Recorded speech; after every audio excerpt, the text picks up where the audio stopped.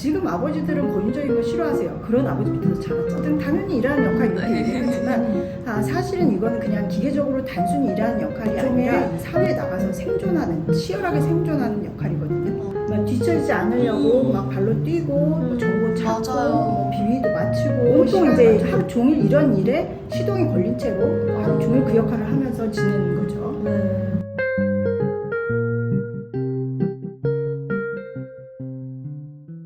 저희 연구원에 아이들만 오는 게 아니잖아요. 아이들 문제로만 오시는 게 아니고 사실 아버님들도 오신단 말이죠. 그렇죠. 네. 근데 아버님들이 아이들이랑 대화하는 거를 유독 좀 힘들어하시는 것 같아요. 맞아. 그런 모습 보면 좀 안타깝기도 하고 제 3자로 보면 저게 대화가 안 되나? 막 이런 정말 쉬운 건데 우리가 보기에는 쉬운 그 부분도 아버님들이 어려워하실 때가 있어서 좀 도와드리고 싶다라는 마음을 진짜 많이 먹었었거든요. 그런 아버님들을 위해서 원장님이 뭐 해주실 말씀이 있을까요? 그래서 우리가 이제 아빠는 외계인이다 이렇게 불렀죠. 아이스크림 갑자기 먹고 싶다. 새로 생겨야 되는 거 아닌가요? 그러니까 엄마는 외계인 아니고요. 아빠는 외계인. 근데 어쨌든 이 아버지들이 가족하고 섞이지 못한다는 거잖아요. 맞아요. 저희 연구원에도 이런 아버님들이 오셨죠. 많이 오셨죠. 실제로 아버님 얘기 한번 들어보실래요? 네. 네. 대화라고는 솔직히 없습니다. 없는데 그 대화하는 게 뭐 아빠 뭐 사줘, 아빠 뭐 돈 필요해. 얘기를 해도 소용없고 영 말을 안 들어요. 큰 소리 치면은 또 싸워요. 들어오면은 눈으로만 같이 얘기 안 하죠. 한 500이면 일어나는 척을 해요. 키워도 소용없어. 들으니까 뭐 나만 그래? 왠지 좀 짠한 좀 이런 게 밀려오는 것 같아요. 그러니까 이게 아버지들 입장에서만 생각을 해본다면 하루 종일 밖에서 일하고 더우면 더운 데서 추우면 추운 데서 그렇게 열심히 일하고 집에 들어왔는데 가족 누구 하나 반기지 않고 인사도 안 하고 방문 딱 닫고 들어가 버리고 너무 소외되는 그 기분. 맞아요. 그런데 이제 아버지들한테 그러면 아이하고 어떻게 지내는지 좀 보여주세요. 평소 모습을 그럼 지금 보여주시는 거죠? 그렇죠. 이제 일단 아버님들이 별로 보여줄 거 없다고 그래요. 그래도 있는 대로 보여주세요 하면은 이제 이런 그림이에요. 네. 뭐가 문제인지 엄마 아빠한테 좀 얘기 좀 해줄 수 있어? 한다는 소리가 아빠 술 먹고 와서 혼내고 그 생각이 자꾸 난대요. 그리고 또 뭐 다른 건 또 뭐가 있어? 그랬더니 그때부터 대답을 안 했습니다. 대답 좀 해. 대답 좀 해봐. 계속 추궁을 했죠. 한 10번 한 것 같습니다. 그거 살쪄 바코는 그건 사지 마. 다음부터 사지 마. 그 맛 없어. 너무 비싸고. 그거 좀 안 할 수 없어? 야, 이거 좀 치워 깨끗하게 좀 해. 근데 아버님도 원래 평소에 이렇게 무서우신가요? 한 번은 또 무섭고 한 번은 또 뭐 이렇게 하지 말라는 게 많지. 맞아요. 하지마 뭐 하지마 너무 일방적이신 것 같아요. 근데 이 두 아버님뿐만이 아니라 아버님들이 기본적으로 애들이 내 말을 안 듣는다. 요즘 애들은 아버지 말을 안 듣는다. 그런 얘기 요즘 하죠. 애들은 근데 이 말은 다시 말하면 내 말을 들어야 된다는 거잖아요.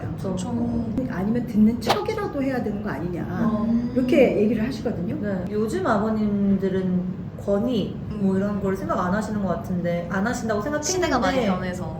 근데 권위적이신 거 아닌가요 그러면? 그렇게요? 근데 또 요즘 아버지들은 그런 권위적인 아버지를 겪었거든요. 거기서 많이 거리감도 느끼고 상처도 받았기 때문에 권위적인 거 오히려 싫어하시는 분들이 많을 거예요. 나는 오히려 그런 아빠가 되지 않겠다. 근데 왜 이러시는 거예요? 이거는 말과 행동이 다른 거잖아요. 그러니까 그런데도 왜 이런 생각을 하실까 생각을 해보면 권위보다는 아버지들이 주로 하는 역할과 관련될 것 같아요. 그러니까 아버지들이 하루 종일 가장 많이 하는 역할이 뭘까요? 밖에 계시고 밖에서 일하시는 역할. 일단 우리가 그냥 일하는 역할이라고 이제 어떻게 보면 단순하게 그렇게 이름을 붙일 수도 있지만 사실 이게 그렇게 단순한 역할이 아니죠. 실제로 사회가 녹록지 않잖아요. 이제 그 사회에서 버티고 생존하는 역할을 치열하게 하고 있는 거죠. 그게 하루 중에 가장 많은 시간을 들이는 역할이에요. 실제로 뭐 필요하면 뭐 발로 뛰어다니고 정보도 찾고 또 비위도 맞추고 또 맞아요. 실적도 쌓고 뭐 마감도 지키고 막 하루 종일 긴장하고 있는 셈이고 하루 종일 이런 역할에 시동이 걸려 있는 상태인 거예요. 그런데 그러고 나서 이제 퇴근됐어. 야근하고 뒤늦게 집에 딱 왔어. 집에 왔어. 집은 완전 딴 세상이야. 너무 풀어져 있어. 진짜 근데 그렇게 한 번도 생각을 해본 적이 없는데 내가 다음날 일하던 가서 공간과 가정이랑 공간의 분위기, 온도차가 너무 차이가 너무 심할 차이나죠. 것 같아요. 진짜 외계예요. 그렇네요. 외계에서 진짜. 온 거예요.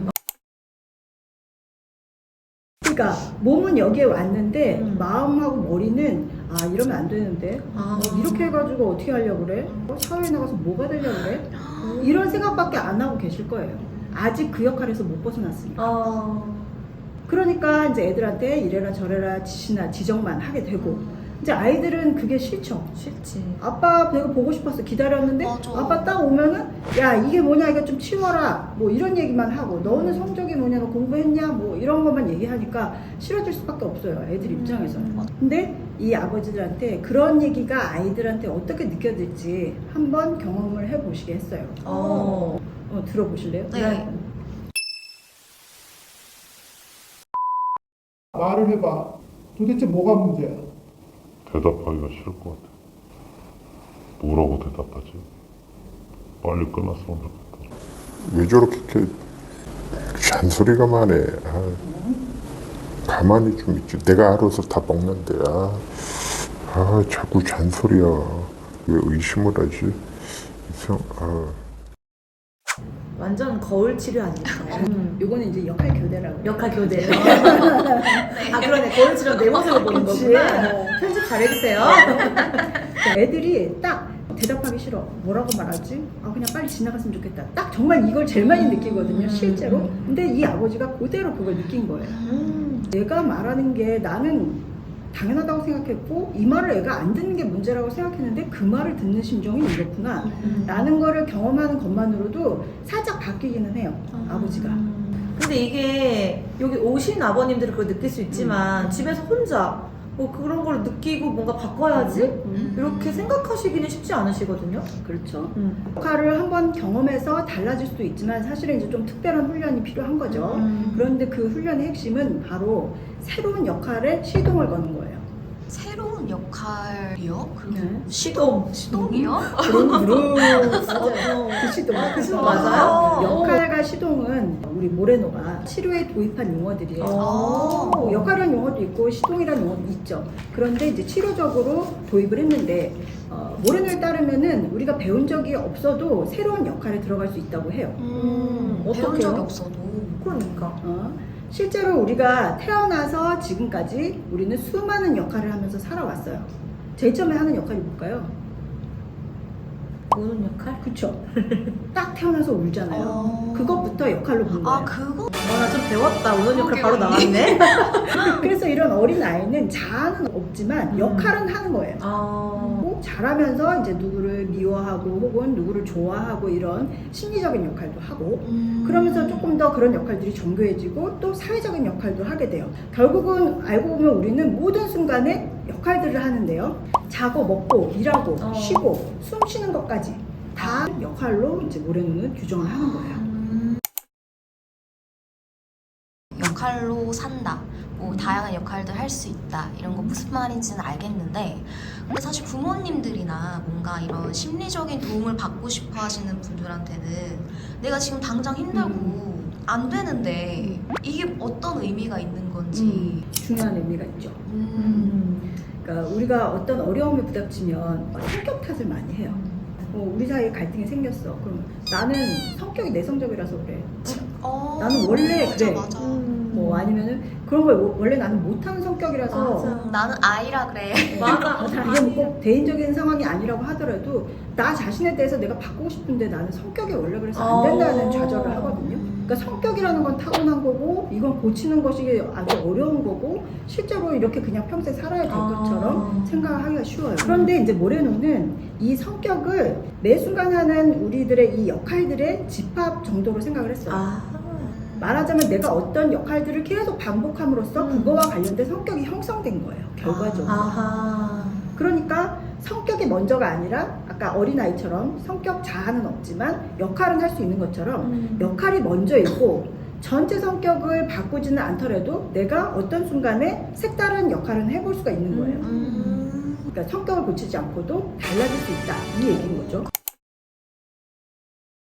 사람 뭐 고쳐 그치. 쓰는 거 아니다 이런 얘기 많이 하잖아요. 근데 내가 뭐 역할 한번 바꿔보겠다 이렇게 얘기하는 거는 조금 가벼운 의미로 되게 가능한 가능할 것 쉬운. 같기도 하고. 우리가 이제 처음 태어나서 안 해본 역할을 우리 스스로 해냈거든요. 그렇죠. 그러면서 역할들을 스스로 계속 추가해 왔어요. 물론 거기에는 조력자가 있었고 어떤 상황들이 주어졌었고 했어요. 그렇지만 어쨌든 배워보지 않은 역할을 해왔듯이 네. 상황에 적절한 새로운 역할을 시도해 볼 수 있어요. 그럼 새로운 역할들을 계속 이렇게 좀 훈련하고 이렇게 해보다 보면은 성격도 달라지겠네요. 그렇죠.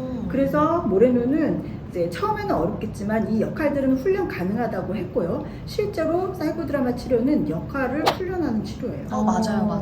그래서 어쨌든 우리 아버님들도 그러니까 성격은 안 바뀌셔도 돼요. 성격은 안 바꾸셔도 되니까 집에 오시면 일단 바깥에서 하던 역할을 벗고 새로운 역할에 시동을 거는 거기서부터 좀 출발을 하셨으면 좋겠어요. 그러면은 이럴 때 집에서 적절한 역할이 어떤 거다. 그리고 시동은 또 어떻게 걸어야 된다. 맞아요. 라고 말씀해 주시면 좋을 것 같네요. 그렇죠. 그거는 다음 시간.